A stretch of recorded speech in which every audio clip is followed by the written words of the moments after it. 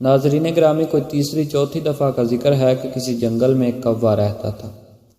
اس کا ہرگز یہ مطلب نہیں کہ پورے جنگل میں ایک ہی کوا تھا، دراصل کہانی ایک ہی کوے کی ہے۔ اللہ کے حکم سے پیاسا بھی تھا۔ کوا ہو اور پیاسا نہ ہو ممکن ہی نہیں۔ وہاں بھی شاید جانوروں کے گناہوں کی وجہ سے بارش کا نام و نشان بھی نہیں تھا۔ کوے سے جب پیاس برداشت نہ ہوئی تو سوچا کہ شہر کی طرف نکلوں، شاید کہیں پانی نظر آ جائے۔ سو میاں کوے نے اڑان بھری اور ابھی تھوڑا سا فاصلہ ہی ناپا تھا کہ اسے ایک گھڑا نظر آیا۔ پہلے تو غیرت نے اجازت نہ دی، کیونکہ اس نے بھی سن رکھا تھا کہ ان کے قبیلے کے ہی ایک جی نے سارا دن گھڑے میں کنکریاں ڈال کر پانی پیا تھا۔ اب 21ویں صدی تھی، کسی کے پاس اتنا ٹائم کہاں کہ وہ کنکریاں ڈھونڈتا پھرے، لیکن پیاس نے بھی شدت پکڑی ہوئی تھی، سو ایک ٹرائی کرنے میں حرج نہ تھا۔ شاید گھڑا بھرا ہوا ہو اور کنکریاں ڈھونڈنی ہی نہ پڑے۔ کوے نے ڈائی ماری اور گھڑے کے اوپر لینڈ کر گیا۔ پہلے تو اسے گھڑے کے اندر صرف اندھیرا ہی نظر آیا۔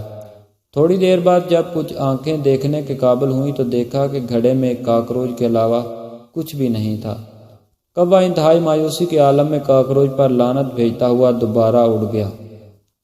تھوڑا فاصلہ طے کیا تو دیکھا کہ شہر کے قریب ایک تالاب ہے۔ کوے کی خوشی کا ٹھکانہ نہ رہا۔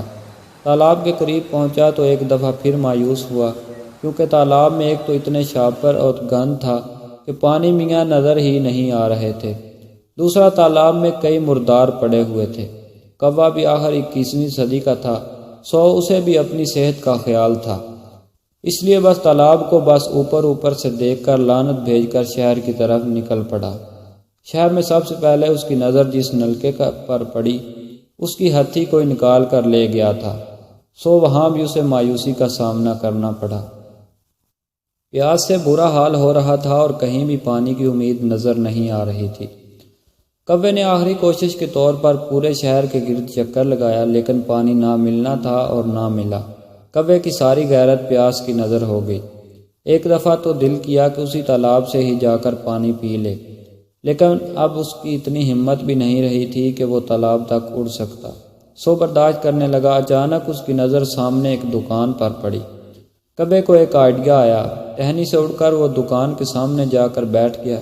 دکاندار نے کوے کو دیکھا تو ویسا ہی منہ بنایا جیسے کسی بھکاری کو دیکھ کر بنایا جاتا ہے۔